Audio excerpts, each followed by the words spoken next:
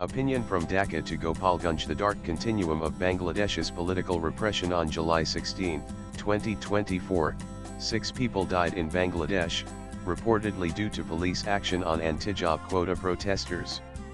The most notable case was the killing of Abu Sayyid in Rangpa, which became a symbol of state oppression. The former Sheikh Hasina government faced accusations for the ensuing events. Over 800 deaths were officially listed over the next 21 days, until August 5, when the government was overthrown. Beyond the deaths, the Hasina government received intense public criticism for its insensitive remarks before and after July 16.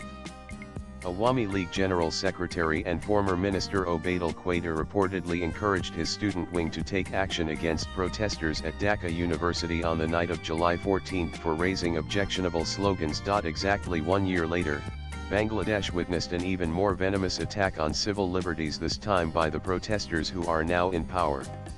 They have formed a political party, the National Citizen Party (NCP), with full backing from the administration.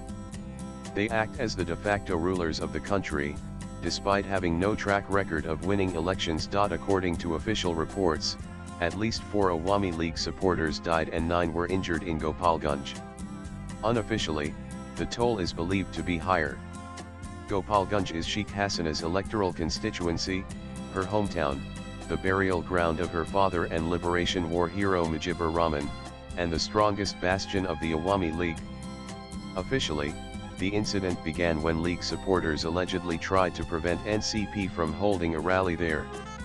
The reality, however, appears completely different. Since the fall of the Hasina government, the NCP and its close ally Jamaat Islami have been targeting Mujibur Rahman's legacy.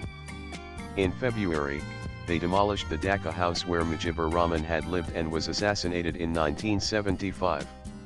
At their insistence, the Yunus administration criminalized the Awami League, equating it with terror groups, and misused state power to harass its activists.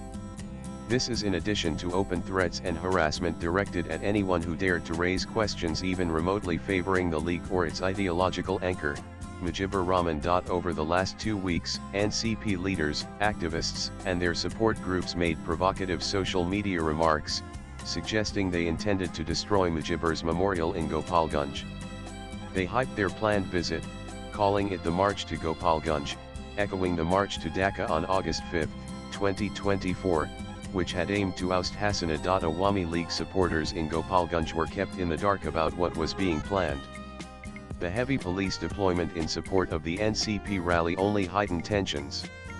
An anxious Gopalganj, fearing a state-sponsored attack on their ideological roots, blocked the roads to the rally venue.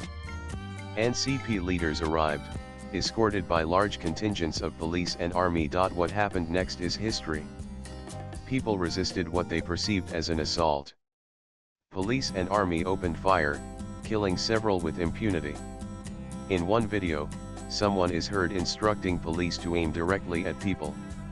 Exiled Bangladeshi writer Taslima Nasreen posted a video on Facebook showing police taking a youth named Ramzan into custody. He was allegedly carrying firearms. Ramzan was later found dead, a bullet piercing his chest, an extrajudicial killing. The NCP leaders left unharmed, under army protection. But the issue didn't end there. Law enforcement launched a massive crackdown against Awami supporters in Gopalganj.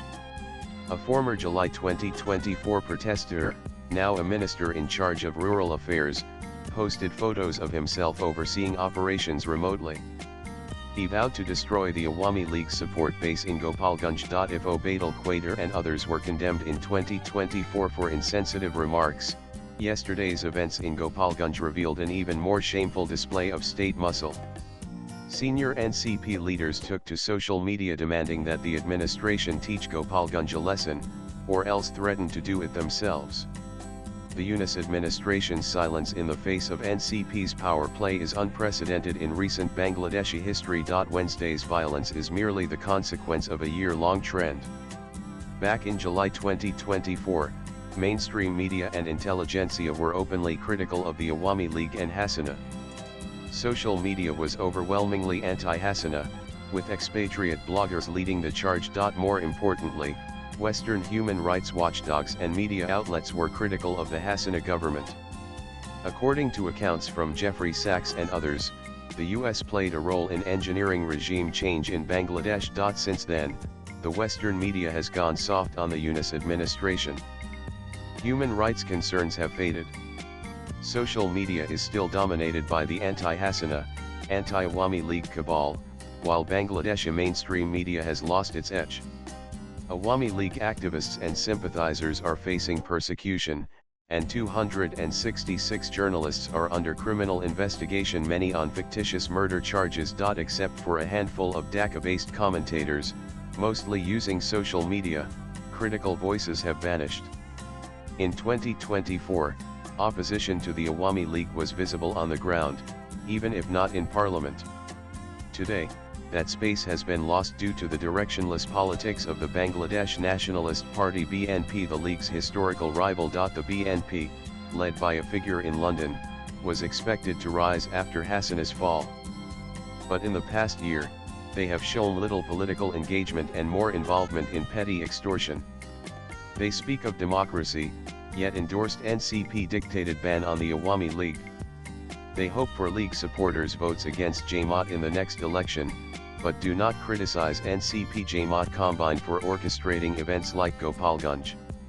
They demanded elections by December, only to backtrack without explanation. This vassal-like behavior has deprived Bangladesh of its historic balance between left and right. The microscopic left was traditionally closer to the Awami League. BNP represented the center-right. At the far right stood Jamaat and other Islamist groups. With the League out, and NCP positioning itself between BNP and Jamaat, the balance has tilted decisively toward the Islamists, who now expect to make significant gains in the next election. Swipe left for next video. The Jamaat Islamist combine is pushing to erase the League and Mujibur Rahman's legacy from the ideological landscape, a development that may ultimately backfire on the BNP as well. Pratim Ranjan Bose is an independent columnist. Views expressed in the above piece are personal and solely that of the author. They do not necessarily reflect News 18's views. Latest blogs.